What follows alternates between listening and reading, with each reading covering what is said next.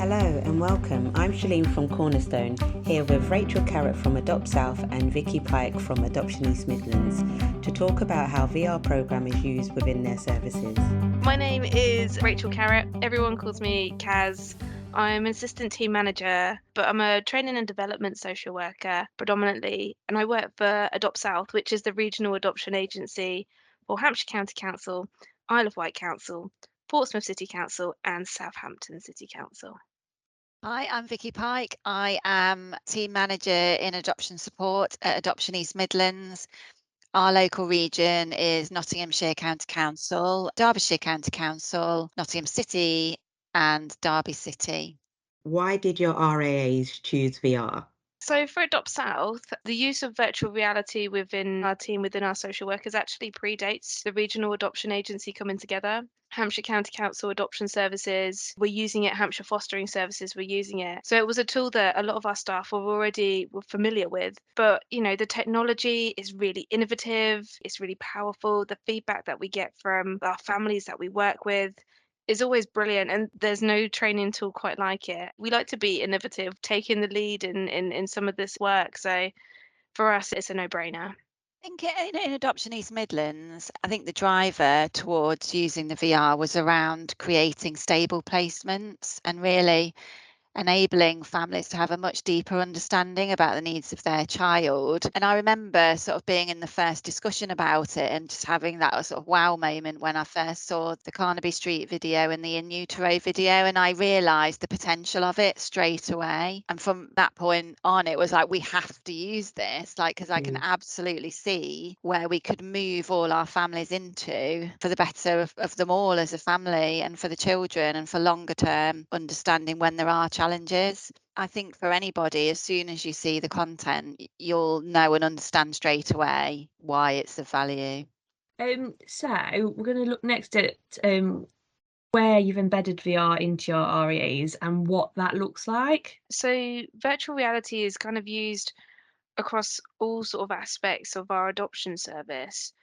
So if we start with stage one, this is the first point of call that our prospective adopters will actually engage with the VR and with the videos. So what happens is our stage one social workers will deliver a one-day training course for prospective adopters, and the virtual reality clip, the Childhood Being Me group of videos, is shared with the prospective adopters at kind of this early stage before they go and sort of move into that full assessment. And then in stage two, the team that I sit in and that I work with, this is where bulk of our preparation training takes place. It's really embedded within our training course. There's different ways that we use it here. We do use it in the way of putting the headset on, but we also use it in a slightly different lens as well, where we'll connect the VR up to what we call a mirror cast, and we can project what somebody's seeing on the headset up onto the screen. It allows one of our prospective adopters or one of the mentors, facilitators, whoever in that space, to control the visual for everybody.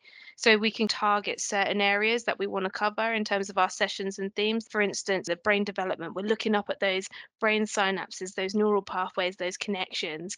When we're thinking about those 4 types of abuse, what are we observing? What are we seeing? What we also do within the stage 2 training with the VR is we relook at some of the clips that the prospective adopters would have looked at in stage 1. We know that every time you watch it, you see something, you feel something slightly different. So we're really keen for that to happen for our prospective adopters. But we also build on it where we kind of bring in some of the clips from adolescence content. So we look at Rayleigh as a teenager, we meet Aisha, and we introduce themes such as latent vulnerability, social thinning, hypervigilance, and this really helps this to cement that actually the impact of abuse, neglect and trauma, the longevity that can come with this, and actually what this means for adoption, it's not the here and now, it's for the rest of your life as a parent. So that's kind of where it sits in terms of that kind of pre-approval training. Our colleagues in our stage 2 assessment team will also use the virtual reality headsets as part of their assessment work. So there might be kind of direct areas where they kind of really sort of target in with the family. They can use the virtual reality headsets. Equally, our family finding team, they've all been trained as well. There might be certain things where we're looking in matching where they might want to use the headsets with families too. And then moving across to the other side of Adopt South in terms of that adoption support, actually what happens once a child has been placed or once that order's been granted. Our adoption support colleagues, again, they have a pool of headsets that they use, which they can use in terms of direct work with families and also part of their training courses as well. So it's something that's very much interwoven with our service and across the vast majority of our teams and social work trained staff and support staff. Just bringing back to the aftercare, what Yep. does that actually look like? What are the strategies that your trainers and So, practitioners put in place? so yeah, usually what we'll do is when we're sort of in advance of the session, we're letting people be aware of this video is going to show certain levels of abuse. We're giving that pre-warning to our families. You know, for some people, you can have this in this group setting, or maybe we'll do this at a separate time. Or maybe that this isn't for you. We're not putting people in a position where it's like, you will have to do this. But the majority absolutely do want to do it, at least in that first instance. For me, when I'm running sessions, like I will make sure that as soon as we've covered those couple of clips that we're going to do, that we're stopping for a break. We're giving people that time to process what they've seen, talk, share, and if they want to go out for fresh air or talk to the trainer or anything like that, they have that opportunity to do that in that space. And then equally following the sessions, if we're moving on from that, there's that kind of duty of care of after the session being like, okay, if there's anything at all, come and grab me afterwards, ring me afterwards, email me afterwards. I co-facilitate a lot of the training with an adopter as well. So actually, if you want to talk to somebody who will really get it from that other side of the coin effectively, there's that person that's available to do that too. A lot of what our work is at this stage of the process is assessment work.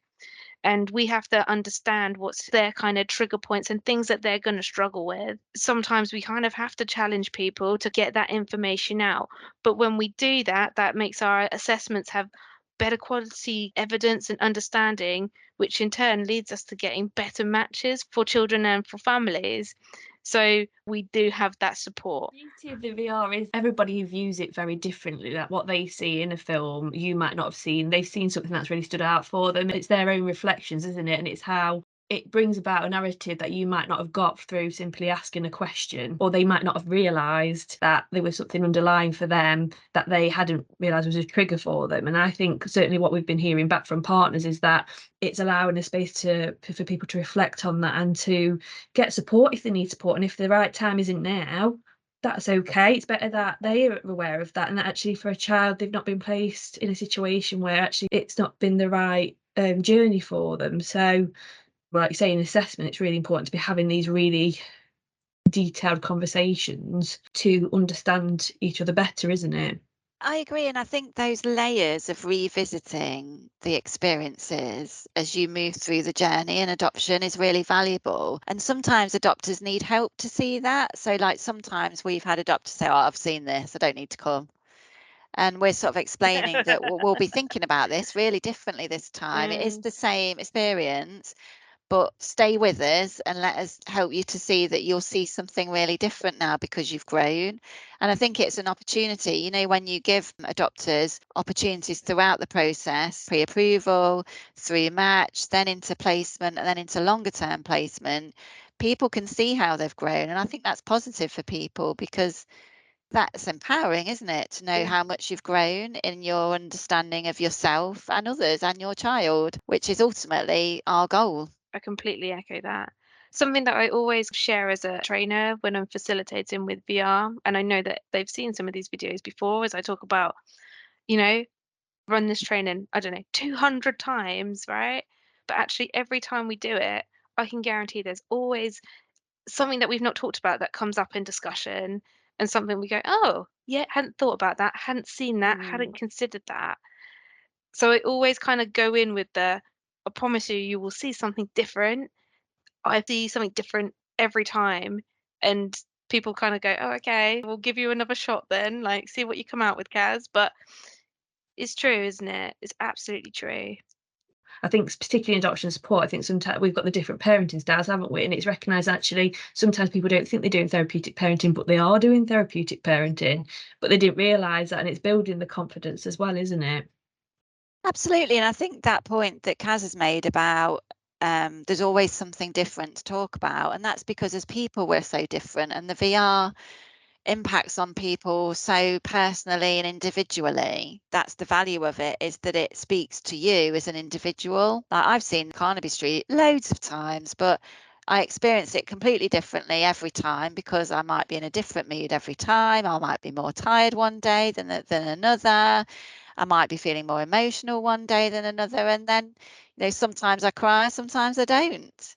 That's the real thing that we bring into family life. And I think that the VR helps us to see that and acknowledge it and embrace it, and that's okay, because it is taking us to that level of thinking and feeling. That's what we see, and that's what people feed back to us.